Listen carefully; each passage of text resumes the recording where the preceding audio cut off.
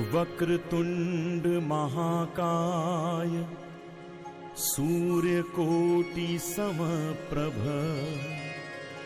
निर्विघ्नं कुरु मे देव सर्वकार्येषु सर्वदा।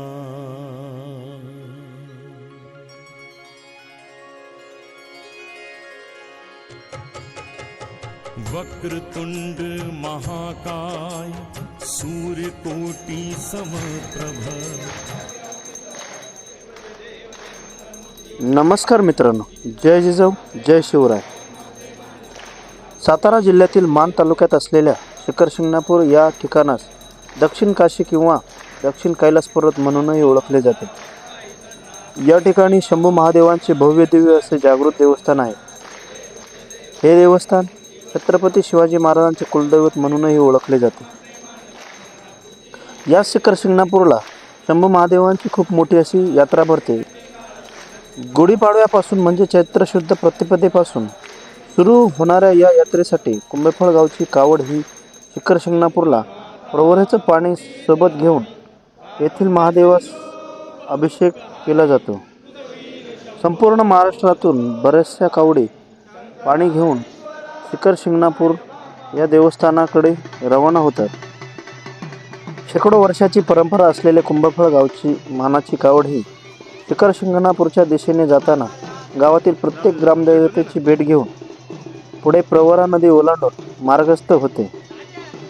मित्रांनो, शिखर शिंगणापूर या ठिकाणी देवभेटीसाठी जाणाऱ्या कुंभेफळच्या कावडीसोबत कळस आणि परखतपूर या दोनही गावांच्या कावडी यासोबत जात असतात। शेकडो वर्षापूर्वी कळस गावातील कावडीस बरोबर कुंभेफळ गावचे इरळ हे शिखर शिंगणापूरला जात असत। परंतु आपल्याही गावची कावड असावी म्हणून सर्वप्रथम कुंभेफळ गावातील कोटकर घराण्यातील बाळाबाई यांनी या कावडीची प्रथा सुरू केली।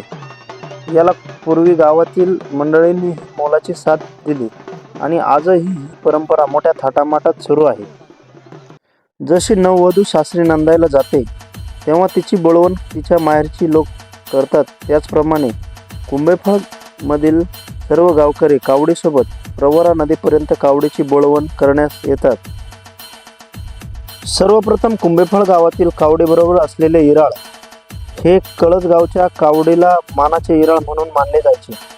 कुंभेफळ गावची कावड नसताना कुंभेफळ गावचे इराळ हे प्रथम कळस गावच्या कावडीबरोबर शिखर शिंगणापूरला जात असत। नंतरच्या काळामध्ये इराळ सोबत कुंभेफळच्या कावडीची ही प्रथेला सुरुवात झाली।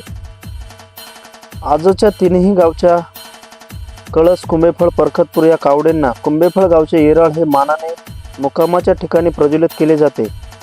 मित्रांनो, इराळ म्हणजे जी मानाची ज्योत असते तिला पूर्वी इराळ असे नाव प्रचलित झाले आहे।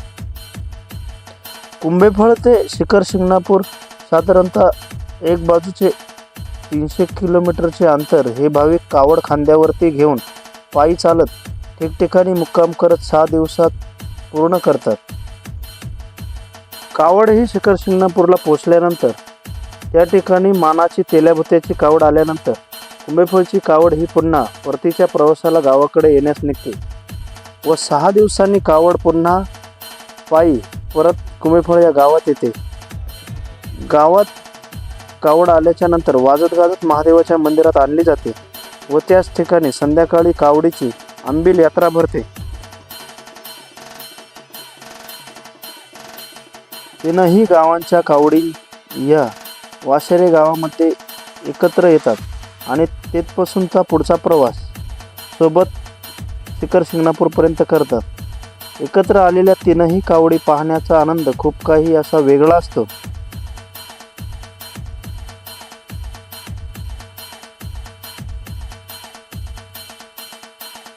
मित्रांनो, ही आमच्या गावची कावडीची परंपरा आपणास कशी वाटली ही मला कमेंटद्वारे नक्की कळवा।